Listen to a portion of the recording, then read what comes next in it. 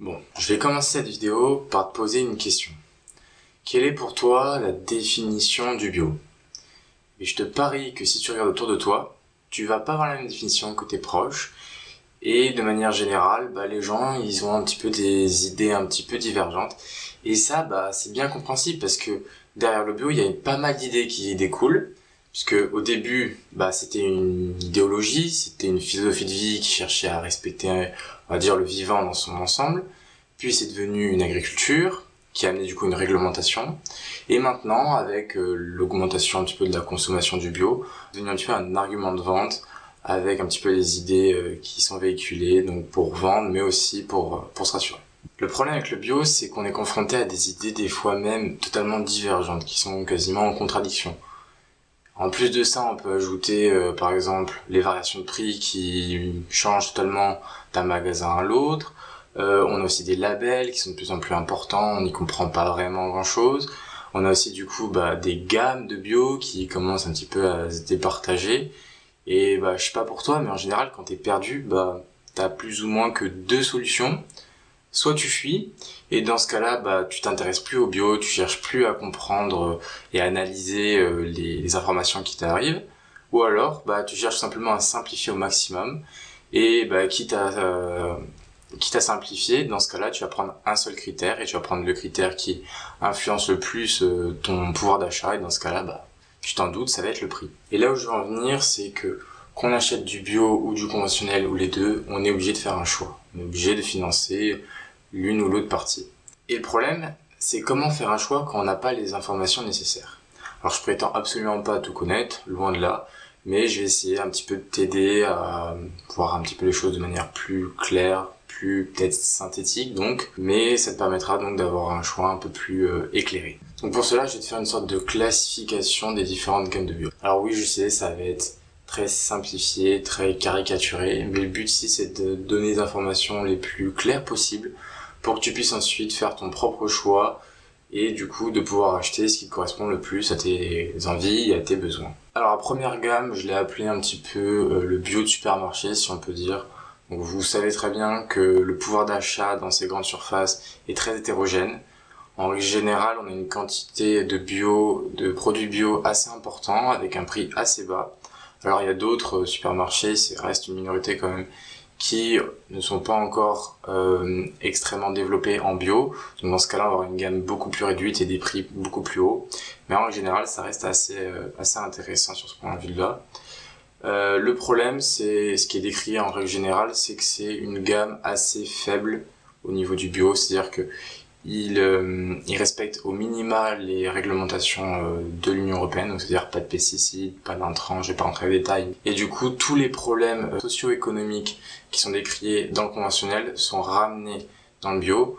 Un exemple tout bête, par exemple, les grandes surfaces vont avoir une capacité de pression sur les producteurs. Tout simplement, ils ont une grosse quantité d'achats, donc ils vont faire pression sur les prix pour les acheter au minima. Et en contrepartie, les fournisseurs, donc les producteurs, vont être assurés de pouvoir produire et de pouvoir surtout vendre leurs biens, leurs denrées, mais du coup à un coût plus faible. Alors la deuxième gamme, ça va être le bio paysan, je l'ai appelé comme ça. Donc c'est le bio qu'on trouve dans les AMAP, dans les marchés. Alors du coup, ça va être une clientèle qui va être beaucoup plus intéressée par son alimentation, qui va souvent dépenser plus de temps et plus d'argent pour s'alimenter. Au niveau de l'abondance, on est sur du coup des choix un peu plus réduits qu'en supermarché et un prix un peu plus haut, mais ça reste encore convenable.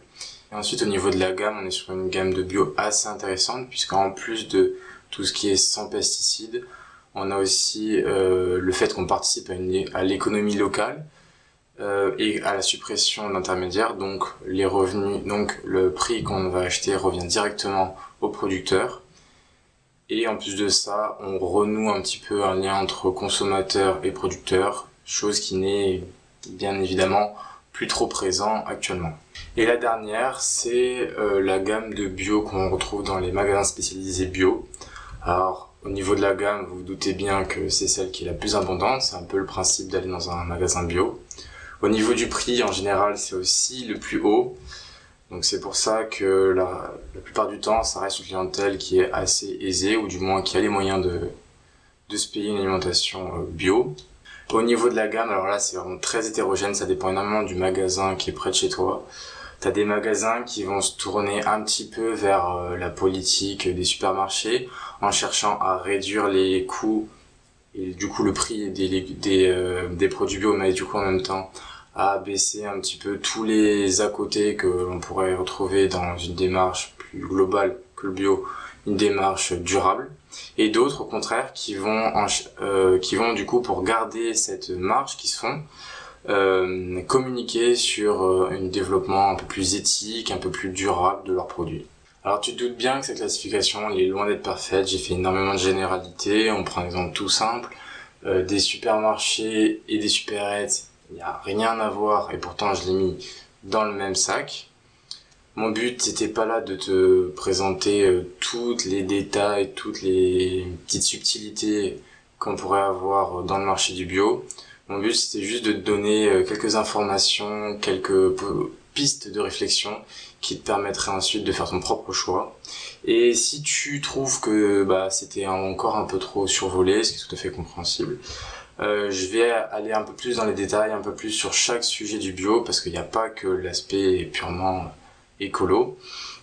Donc je vais rentrer plus en détail sur chaque secteur dans les vidéos qui vont suivre. Alors je t'invite à t'abonner si ma démarche te plaît. Si t'as aimé la vidéo, un petit pouce, ça fait toujours plaisir. Et puis si tu penses que ça peut aider certains de tes proches, n'hésite pas à la partager. Et moi je te dis à la prochaine.